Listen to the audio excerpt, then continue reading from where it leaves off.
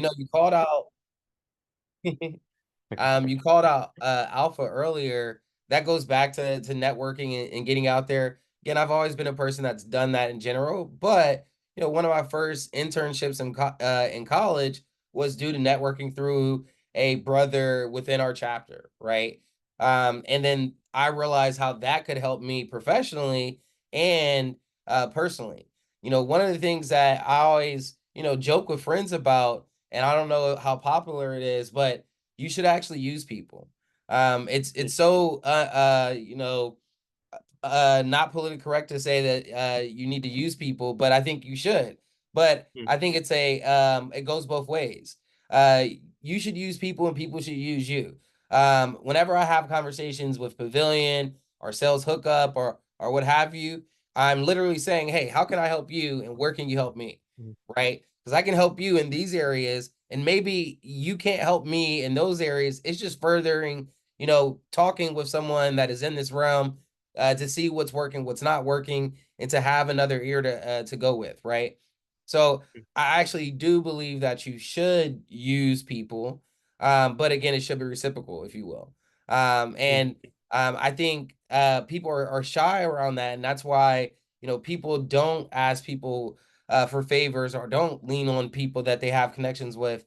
No, in reality, if you built a relationship, you built that connection, and you've done it the right way, why would you not, lean on those folks? And that goes back to again mm, fraternity. We always say lean on the shield, but that is those mm, cases. That is those cases where, you move on not just because of the work you put in, but who you know and who knows you. mm. That's a good point. There's two I love what you said, who knows you as well, right? Because with networking, it's well, first of all, the fraternity. So I was a part of a minority fraternity as well, Pi Delta Psi, which so shout out to all the brothers out there. But they've been super helpful, especially in the beginning of my career. But even now, right? It just like if I look at a lot of the clients that have done business with, or look at just in general, the fraternity like has helped me out so much.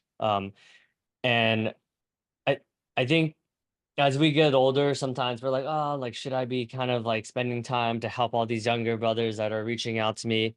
But at the end of the day, we have to remember, like, hey, so there were people that helped us out when we were younger, right? So I wouldn't say Totally. it's I your mean, duty, but it's almost like a responsibility. It's like, hey, like the least I could do is to lend a helping hand. I agree 1,000%. I mean, I was one of those folks, or one of those people when I first got to college. I thought that, in a sense, I got there because of me. And what I mean by that is I went to like a black males like luncheon or something of that nature, and they were talking about their different experiences on how they got to college. And one of the things that really stood out was, it really does take a community or take a village to get a young person to that next level, right? And Mm, while of course I had great fortitude and passion and smarts, it also takes people showing you what you can do, right?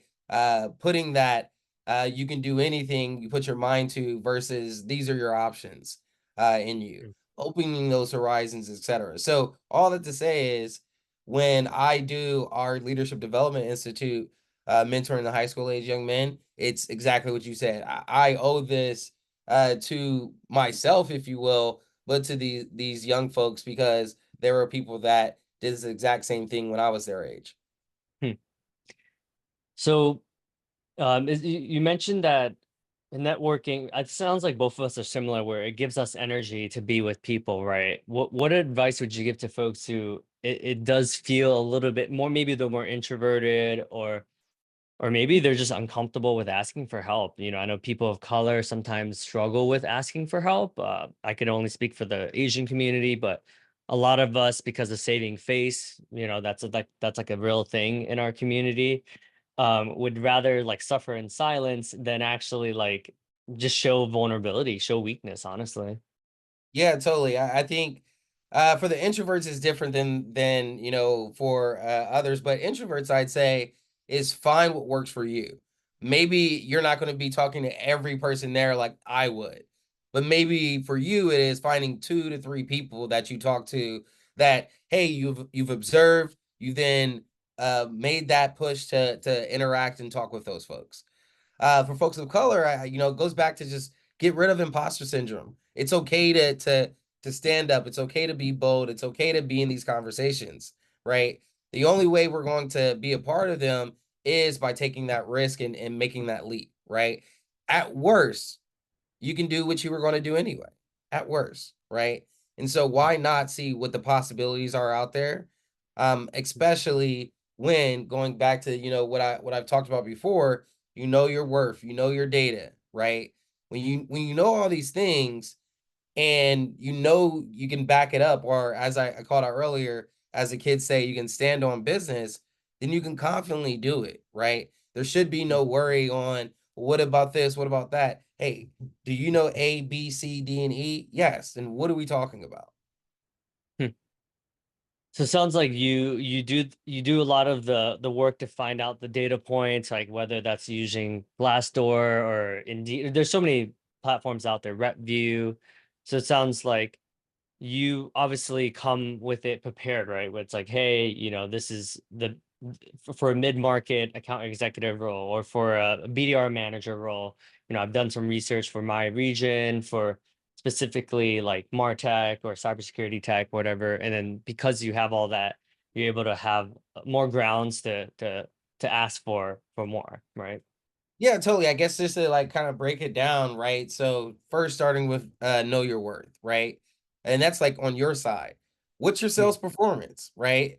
If you know your hmm, numbers like you should with the back of your hand, what was the average contract value? What was your percent of goal? What was your last 3 months compared to your last 6 months, etc.? What was your ranking within the team, right? If you know all these things, it can be much easier when you can say, hey, I not only did this, this, and this, but I also won this award, right? That's going to stand out. So when it goes to you negotiating, you're like, well, darn it, this person does have the resume. What else matters is relationships and companies, right? I'm big on making a spotlight instead of a resume. I do a resume too, but a spotlight just to highlight the main things you've done versus the day to day. And with the hmm, spotlight, right, I'm highlighting top logos, top companies I've brought on, top relationships that I've had. And those are going to be huge as well. Even calling hmm, out that you're in things like Pavilion, Sales Mastermind Network, etc. It's going to be like, okay, this person knows a little bit more than the average Joe or Jane, hmm, if you will. And so knowing the data, right? For them, as you called out, what's the range for the industry? What's the range for the role? What about seniority? And depending on the size of the company, you can literally see what it looks like at that said company, right? So you can literally know, for lack of better words, if they're BSing or not, right? hmm, And so that's why you can be confident on these ranges. Hey, even more so, I would call this out. Hey, I actually looked at Glassdoor, RepView, and even in Pavilion with some folks that work at this company, and this is what I heard the range is. So actually, this is what I expect. If something's changed around that, please let me know. But this is what I expect based on my numbers as well, right? So again, tie these all together. I think the other thing that matters when it comes to negotiating is to know what matters most to you, hmm, right? Is it the base salary?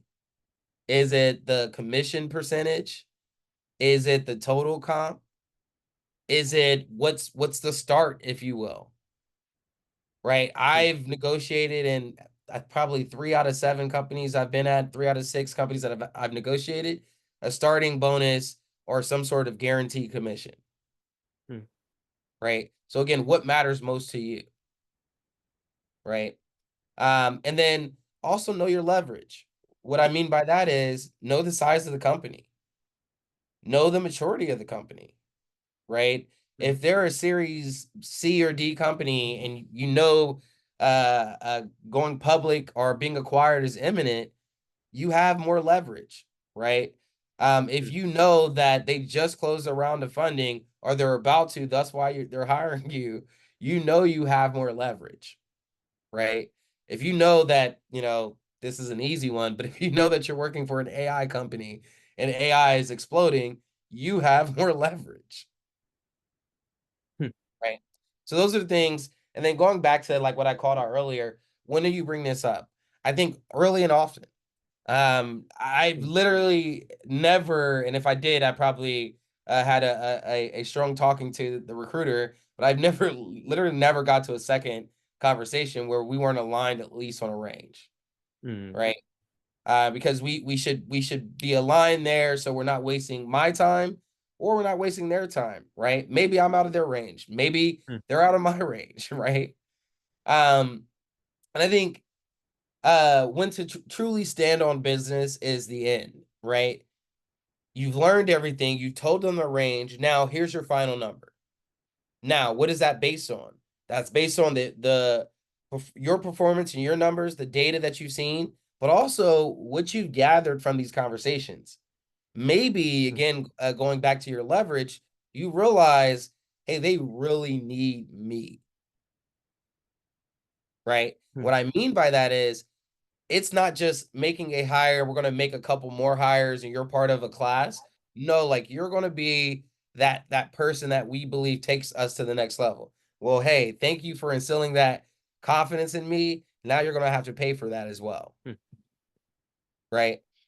And I think what shocks people the most is companies are always willing to find a common ground. Always willing to find a common ground. Maybe it was a base that you wanted, but they gave a higher starting bonus, if you will, or signing bonus, if you will.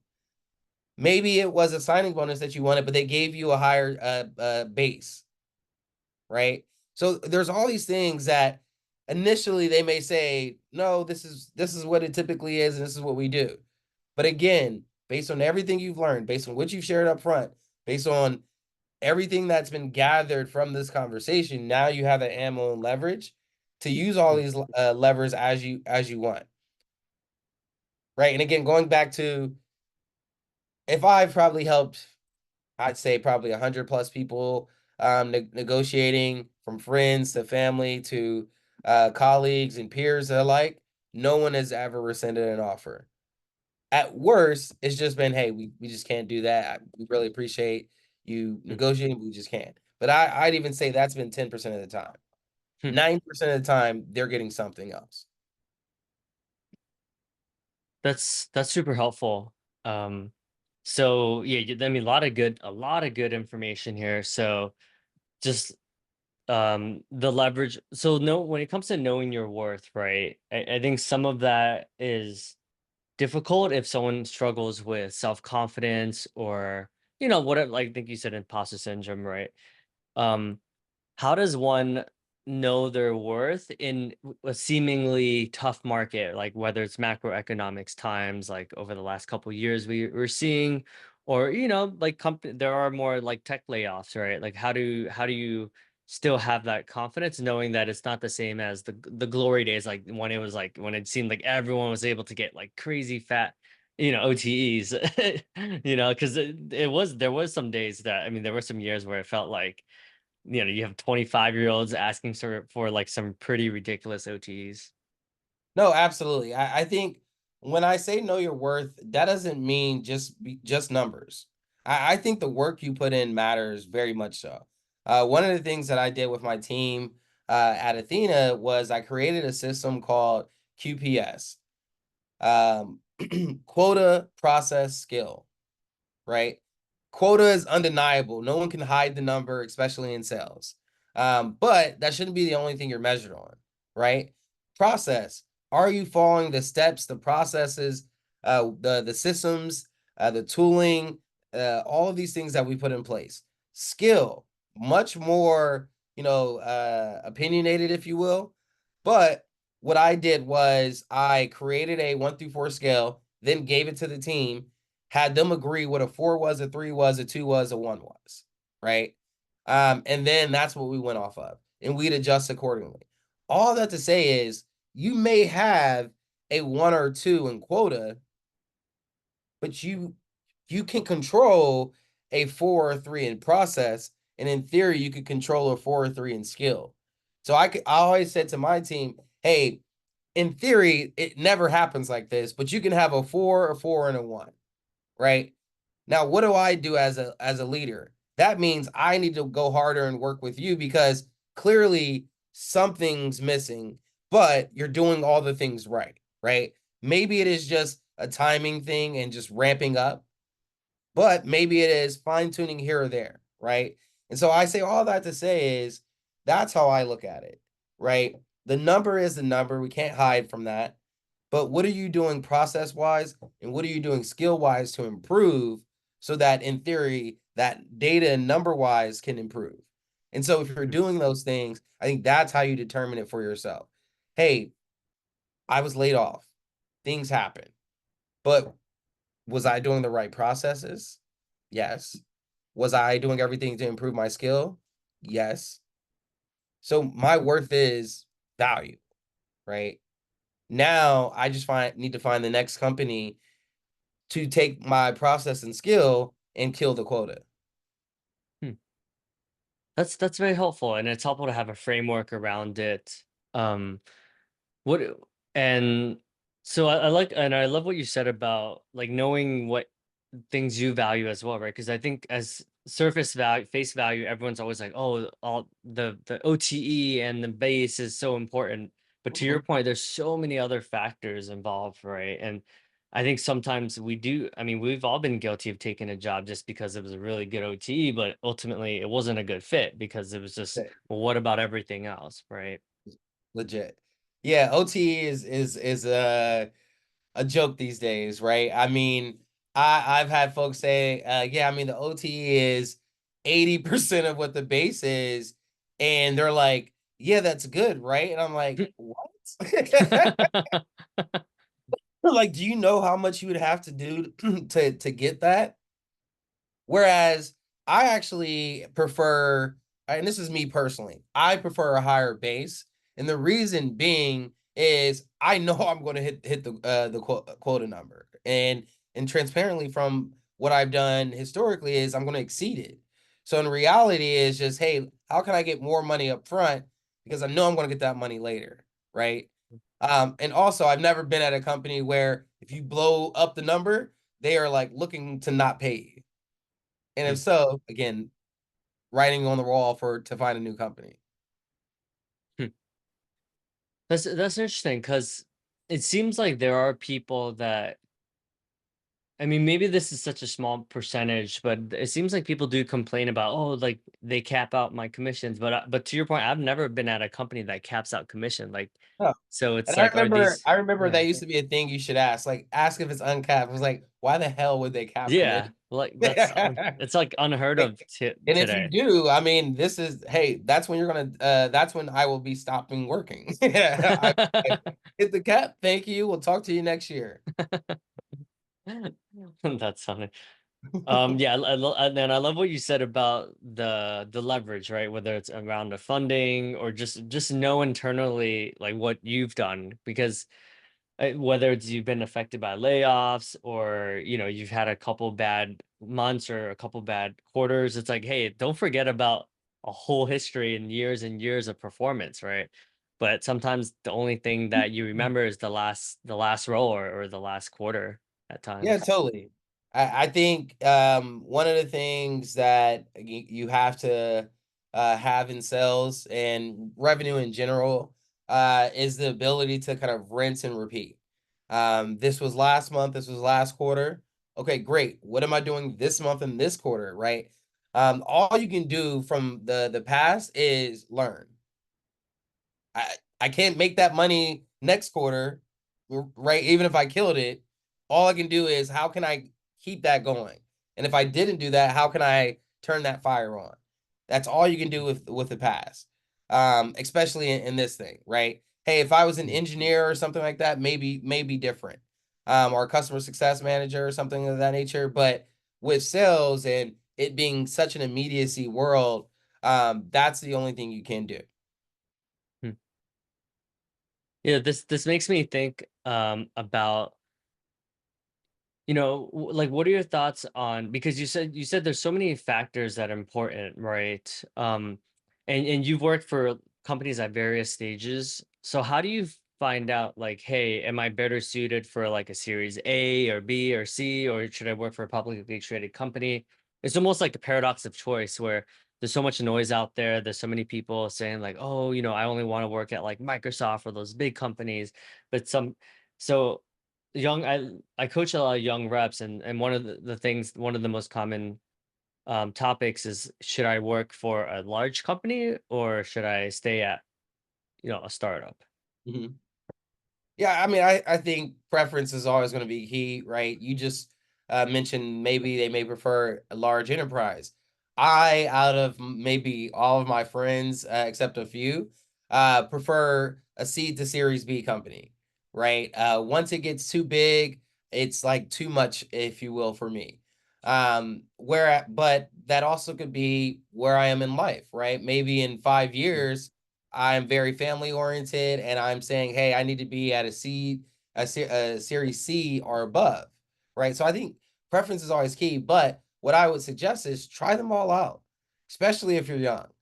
Um, I thought at one point that, my end all be all career before I moved to like consulting was I was gonna get a job at Google or Amazon, do that for a few years, and then go into consulting, right? Mm, But life shifts and changes, right?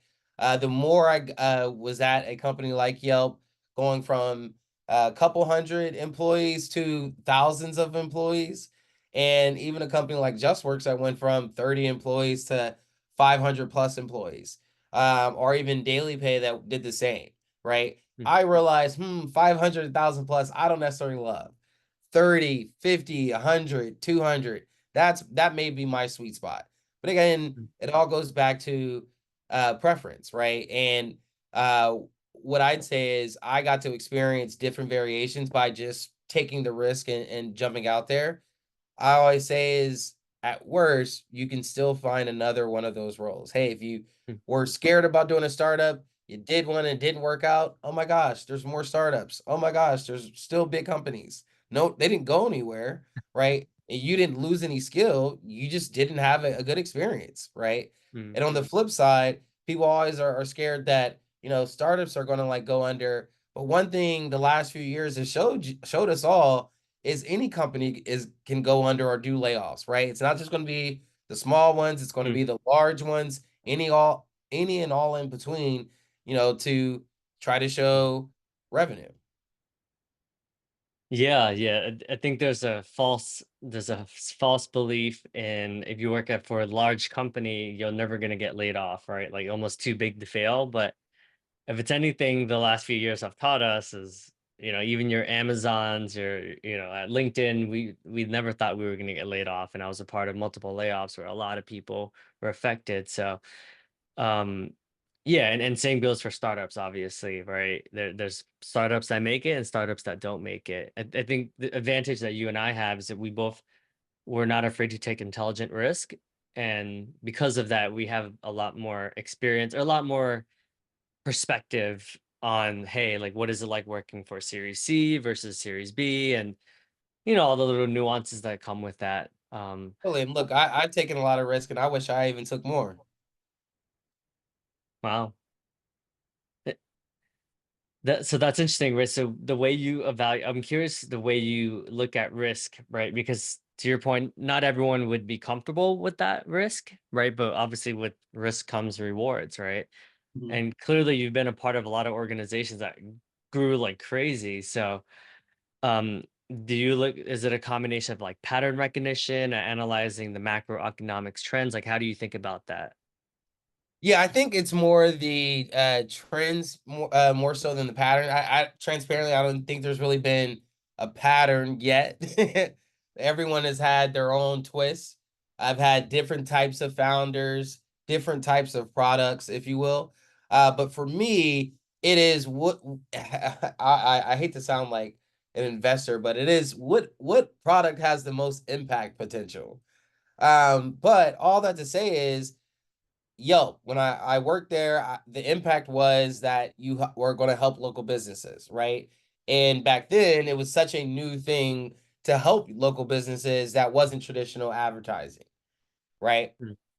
Just Works, a new way to help small business owners and small businesses that always joke with folks that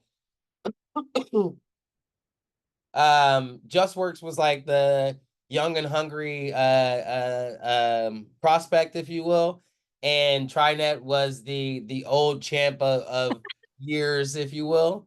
Damn. Just kept trying to get that knockout punch, right? But the impact was, hey, we can help local businesses, right? Yeah. Even something like daily pay, where it's on-demand pay as a voluntary benefit. You're helping folks like my parents who lived and worked hourly jobs, if you will, right? That had to make these hard decisions. So all that to say is the greater impact is what drove me, not necessarily, oh, this is a cool product. Yes, it's a cool product, but also I think it can impact a lot of folks. That's what then excited me. And I've been lucky and fortunate to get in right at a good time. I used to say, man, I wish I got in earlier because I guess I wanted to be the first rep versus the third rep in some cases, but also I've been the first rep twice, right? So I think it all depends how that works out. But again, it just depends on how it works out and what works for you. Hmm. So the slightly off topic, but maybe just the way you think about risk in general. So you you've been in New York City for most of your life, sounds like, but you moved all the way to Texas, right? Right. I think a lot of folks would be afraid of taking that chance and uprooting and moving thousands of miles away. How do you think about like those types of decisions? Because obviously that can have a pretty big impact in your life. Yeah, it's funny. That's like a risk that is such an easier decision to me than doing startups for my past like 12 years, if you will. Hmm, Originally, I'm from Ohio, and then I was in New York for 12 years before moving down to Texas. And moving to New York was like such a dud decision. Like I knew I was gonna stay in Ohio, and then moving to Texas, it wasn't a dud decision. It was, hey, I knew I was gonna get engaged. I knew that I was eventually gonna get married, eventually have kids. And while more power to everyone that does it, I did not want to do that in New York. And so moving down to Texas, we knew we were going to move somewhere, right? And for me, Texas was almost easier because I have friends here. I have friends, honestly, I have friends probably in most cities, but still, it made it easier for me because we have family down here too, because my hmm. wife's family lives in Houston and we're in Austin. Ah, okay. No, that's cool. I mean, it seems one of the biggest blockers, I guess you can call it that, is that when I talk to people, they're just afraid of risk from whatever it is. Like maybe they grew up very poor or parents, government assistance, whatever, right? But Mhm. it seems like you have a it sounds like you have a, hey, if it doesn't work out, like there's a billion other companies that will be there to be more than glad to hire me, right? Yeah, I mean, again, going back to, if you know your worth, you know the work you put in and stuff, it shouldn't be it's all or nothing. No, it's all or this is the next company that's going to be the best fit for me, Hmm. right? And I think that's how I always have looked at it. I always, said I'm an optimistic realist, if you will, because you can be real and be hopeful about things when you put in the work, right? Hmm. I'm never just saying, hey, let's pray and wish, and no one's done the work. But if you've done the work, you can be hopeful, you can be wishful, Hmm. you can not be down in the pits, if you will, because hey, it just didn't work out for them, right? I'm one of those folks where when I was moving from Athena to Lantern, I gotten something like 5 to 6 final rounds. Every single time it didn't work out, I honestly was like, man, sorry, it just didn't work out for them. Hmm. Uh, right. But in all but one, I felt I put my best foot forward, right? Being Ah. fully transparent. That one, I was like, okay, understood. That Hmm. that makes sense. The other four, I was like, huh, hey, it just didn't work out. Hmm. It just wasn't a fit for whatever reason. That's a good mentality. I think so many of us hold on to when it doesn't work out, and then we make it mean something, like it affects our confidence, or it's like I know some people like it really feels like a gut punch, you know? Yeah, I mean, getting told no a bunch definitely hurts too. But if you've ever been in any sports or done any testing, you're not going to get perfect yeses. You're not going to make every shot, right? Mhm. You have to live, adjust, and keep going. I think even though I hated testing in high school and stuff, one of the things that it teaches you is like, okay, a perfect is almost impossible. Hmm. Okay. Well, what can we do then? We can control what we can control. I can't get it perfect, but maybe I get a 95. I can't get it perfect, maybe I Hmm. get a 90, right? So it all goes back to what is the work that you're putting in to put your best foot forward. I mean, it's safe to say that you're a pretty competitive and slash high achieving person. Were you always like this at a young age? Like what compels you to, want to put in that extra elbow grease where someone might just turn off their computer at 4 p.m. like on a Friday, for instance, right? Like how do you stay consistent and how do you stay like motivated throughout these years as long as you have? Yeah, totally. Going back to what I called out earlier, I younger me would have said, I've just put in the work. I've always been a hard worker, etc. But more mature Dwight realizes that, having parents that instilled these things into me and instilled things like hard work into me and instilled things like, building community and such, those are the like little steps, if you will, that built into me. I think where I probably took it the next level, if you will, is getting into my professional career, right? And I'd say after my first few years, I really found who I was, and then I doubled down on that. Everyone that's met me in my sales career is like, Dwight is this 100% of the time. Like, and so I Mm, think that all goes back to just being your authentic self, right? When mm. you've put in the work, you've done the right things, etc. There's no reason not to be your authentic self. There's no reason not to lean in who you are. There's no reason not to be confident in what you present every day. Hmm.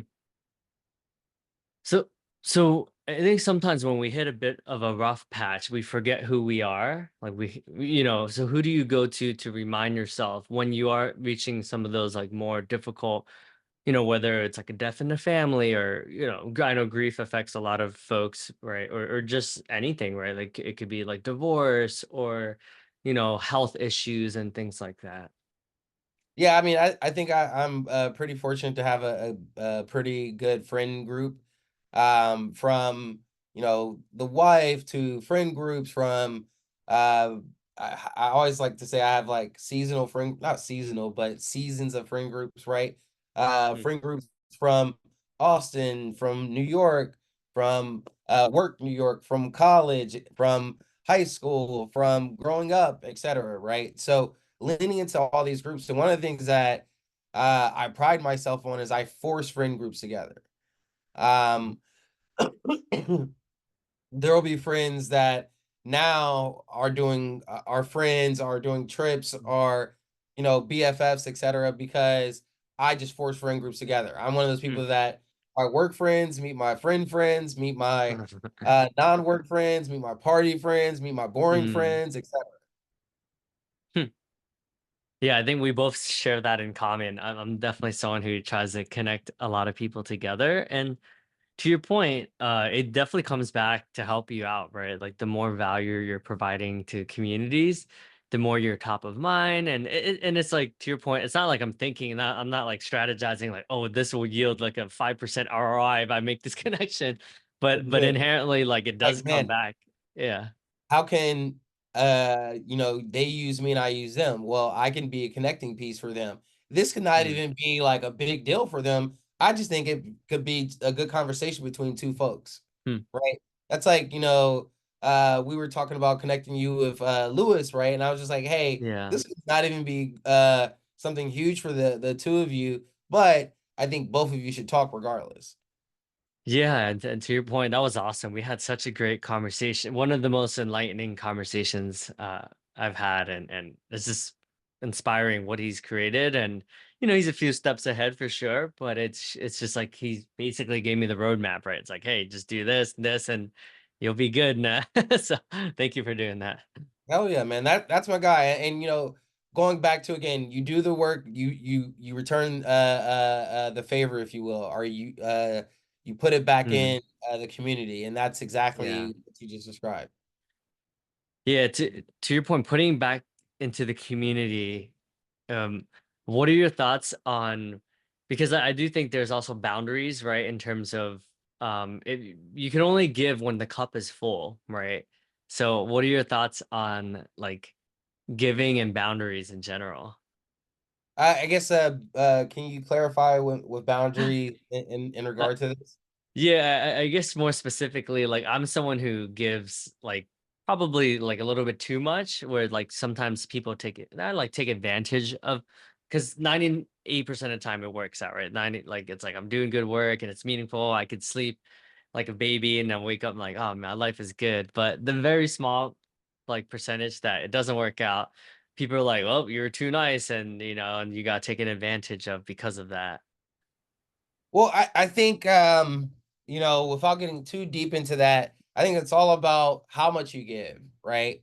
I think I'm big on giving until a point, if you will. And what I mean by that is, let's just say someone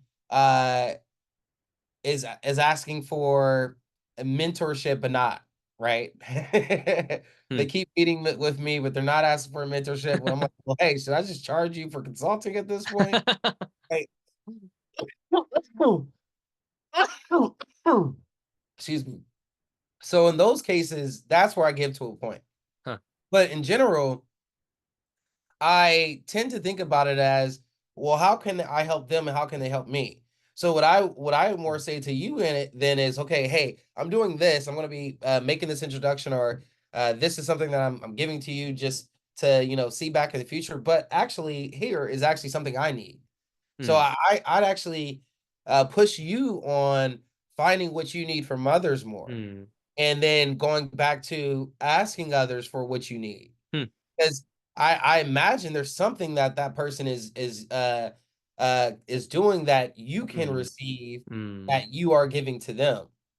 hmm. That's true. And yes, now I'm starting to ask more, and it's initially it's always uncomfortable, but to your point, when you've built a lot of goodwill, it definitely helps, right? People remember that and they're always willing to help. So it's one of those things that can be uncomfortable initially for anyone else who struggles with, is good at giving but is not as good at asking for things.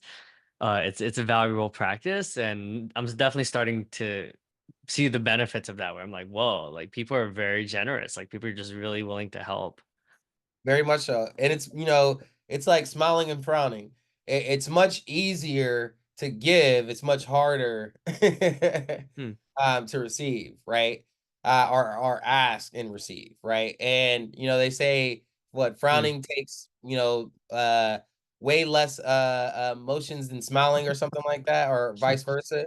Huh. So it's all about, okay, what is the work, right? And it's more work to ask, but it's much more impactful when you receive it, right? Hmm, Especially if you are a giver, right? hmm. I think that's one of the things that's always interesting to see is if you're a giver, you actually receive things much more powerful than people who are just give me, give me, give me. Yeah, yeah. It's almost um hmm, it's almost like spiritual. Like when you are present to the abundance and the joy that people get from inherently giving. Like obviously it's easy for us to, like people that give a lot, it's easy for us to see that, oh yeah, like that's why I do it so much, because it's super rewarding. Mhm. But sometimes we forget. I'll never forget, I'm part of the landmark community. There was a lady who, she was just talking about how she said no to her mom, and the trainer, the lady that was like on stage, was like, do you realize, like, in you rejecting your mom, so like her generosity, like when you're most in need, like you're literally like it's like you're her daughter, like the thing that she cares about probably the most in the world, and you're like essentially shielded, like blocking her from like a source of joy that she gets from supporting like her, her daughter, and then she was like crying, and she was just like, oh my god, like I kept saying no to my mom because I didn't want to burden her, but you've helped me see that actually in me rejecting her, like that is actually, in a way, not letting her contribute to me. Yeah, totally. And they're your parent and they're always gonna look to help, and also you don't have to say, hey, do everything. Yeah, sure. You know, hey, I really appreciate your help. I appreciate you saying you would do this, just do this. And that allows me to kind of have my independence in that, I'm still Mm, doing this myself, but B, you're still helping me and I really appreciate the help while you're doing it. mm. Good stuff, Dwight. Well, there's so many good takeaways in negotiation and mentorship community, adding value, like knowing your worth, like really figuring out like what leverage do I have, and just doing that work internally. Any last minute words? Oh, and would you want to share a little bit more about your consulting? It sounds like you've been consulting a lot lately as well. Yeah, I have. I haven't necessarily like pushed it as hard, but I have been consulting seed, pre-seed stage companies, friends that have ideas as well. The hope is at some point, I'm going to be that CRO at a company, whether that be Lantern somewhere else or what have you. So it's all just building up to gaining more knowledge, more skill, as I called out before. Amazing. Yeah, I mean, clearly, because you've helped 100 people negotiate, right? Like that will definitely come back to you in spades. So that's inspiring what you've done to help so many people. And yeah, I know I'm connecting. What's the best way to get in touch with you?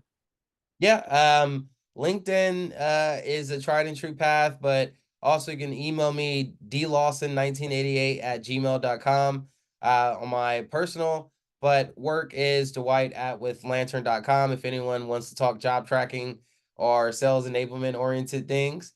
And then if folks want to shoot a text as well, 614-448-7474. Awesome. You're a brave man for putting that out there. Look, I said a text, so we'll see.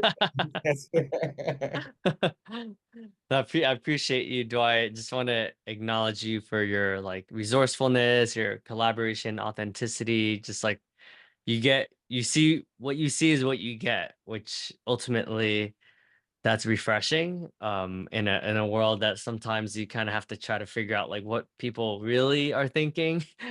You always give it to us straight, and yeah, I remember when we engaged at Yelp, I was going through like a lot of stuff, and you were so generous and you were so kind with your attention and just being there for me when I was trying to find myself. So I just want to say thank you for that as well. Yeah, man, definitely. And that was young Dwight.